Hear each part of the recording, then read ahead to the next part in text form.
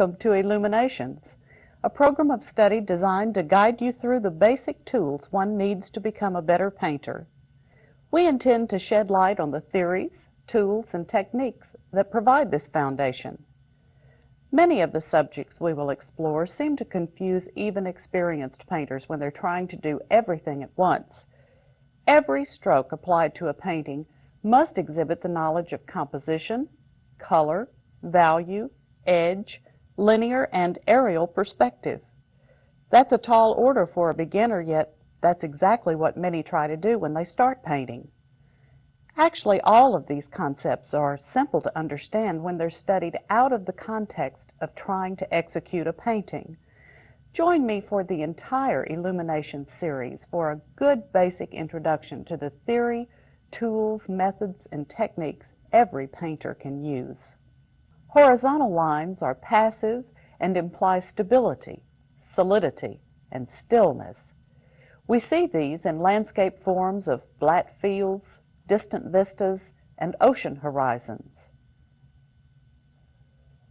The vertical line is authoritative, suggesting power, reverence, or awe. These qualities can be found in trees, architecture, and barriers. The diagonal line represents movement or rhythm and can be found on any of the earth planes. The closer the diagonal is to horizontal, the slower and calmer the movement. The steeper the angle of the diagonal, the faster the speed of the line and more tension that is created. Everything you put into a painting has a direction of movement, so you're using the properties of these elements whether you intend to or not. Better that you be in control of them than be controlled by them. So how can you use line? 1. Create a calm, serene feeling with horizontal lines. 2. Create excitement, movement, and rhythm with diagonal lines. 3. Create power and tension with vertical lines.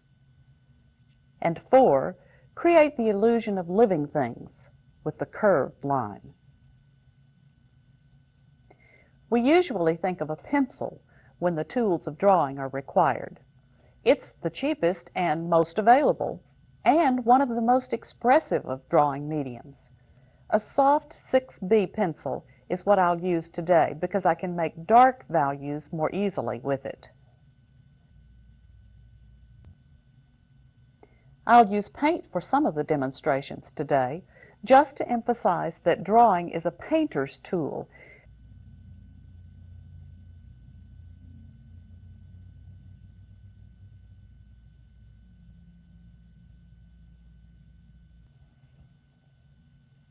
The flat plane of the ground is the greatest receiver of light in the landscape.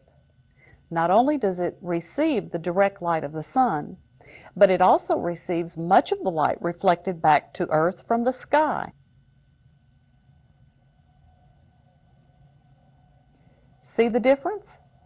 It's not the local color or value that makes it dark in value.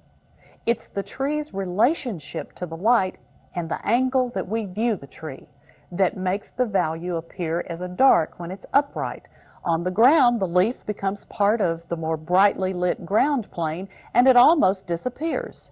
This is a real-life example of perspective from above. These cottages are below our vantage point. When we point up the angles, we see that all the parallel lines point to a vanishing point off the picture plane. This ruined fragment of a church is seen entirely from below, and all its horizontal planes point downward. First, notice that the value of the light objects are reflected darker. The White House is much lighter in value than its reflection, and the detail in the ivy with respect to its color is totally lost in the reflection. Also, notice the value of the sky reflected in the water. All the values in this reflection are dark because of our angle of view. We're looking down on the whole scene. Our eye level is even with the top windows on the red ivy-colored house, because we're pretty high up on the riverbank. As a result, we're seeing down into the depths of the water, which is causing all the reflected values to be quite dark. The concepts presented in this program will hopefully give you new thoughts on viewing potential subject matter. To begin the practice of drawing, forget color and forget size. Get down to a manageable size with your sketchbook or canvas and do just value studies. You'll improve your conception of all your work by practicing simplification. Draw with a great big brush so that you don't get bogged down in detail. It'll prevent you from going down that road. Say it as simply as you can, with as few masses as you can, in as few values as you can. A value sketch is to the painter as the outline is to the writer. It keeps everything in mind so that you focus on the important points. By now you must realize the way a painter draws is different than the way a linear draftsman draws. Drawing as an art form in itself is also concerned with the arrangement of values of the masses, but it focuses on detail far more than the painter needs to do. Fine drawings in pencil, charcoal, and ink are just as expressive as paintings. But as painters, we can dispense with much of the fine detail and rendering that line drawing is suited for. We have something the draftsman doesn't have: color. Color can take the place of minutely drawn details, and your paintings based on simple masses will prove that beyond a doubt. Please join me in other programs in the Illuminations series for further study of drawing concepts that we haven't touched on today. In Drawing-2 for painters, I'll delve into drawing as it applies to still life, but I'll return to the landscape in discussion on composition and elements of good design. Another entire program in the series is devoted to the study of drawing trees in all their shapes and forms.